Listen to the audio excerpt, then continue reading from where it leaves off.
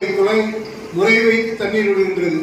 அதை டெல்டா விவசாயிகளின் தேவைக்காக தண்ணீரை முறை வைக்காமல் திறந்துவிட வேண்டி தமிழக அரசுக்கு கீழையூர் மேற்கு ஒன்றியம் கோரிக்கையை வைத்து தீர்மானம் நிறைவேற்றுகின்றது.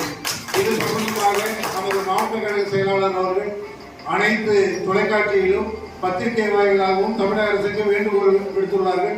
அவர்களுக்கு இந்த கூட்டத்தின் வாயிலாக நன்றியை தெரிவித்துக் கொள்கிறோம். தீர்மானம் 2, 2023-24 ஆண்டிற்கு பயிர் காப்பீடு இன்சூரன்ஸ் பிரீமியம் செலுத்திய நாகை மாவட்டத்திற்கு அனைத்து விவசாயிகளுக்கும் இதனால் வரை பிரீமியம் தொகை வரவில்லை. ஒவ்வொரு வட்டத்திற்கும் ஒரு சில கிராமங்களுக்கு, அதுவும் குறிப்பிட்ட நகர்களுக்கு மட்டுமே இன்சூரன்ஸ் தொகை வந்துள்ளது.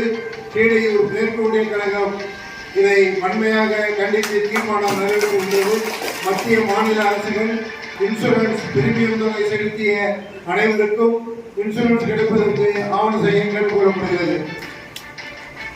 தீர்மானம் 3, சொத்து வரி உயர்வு, பத்திரப்பதிவு உயர்வு, மின்சார கட்டண உயர்வு, பால் விலை உயர்வு ஆகியவற்றை கண்டித்து நாளை மறுதினம் 8/10/2024 அன்று வேளாங்கண்ணி பேரூராட்சியில் நடைபெறுகின்ற மனித சங்கிலி போராட்டத்தில் கீழையூர் மேற்கு ஒன்றியத்தின் சார்பில் அனைவரும் திரளாக கலந்து கொள்வது என்று தீர்மானம் நிறைவேற்றப்படுகிறது.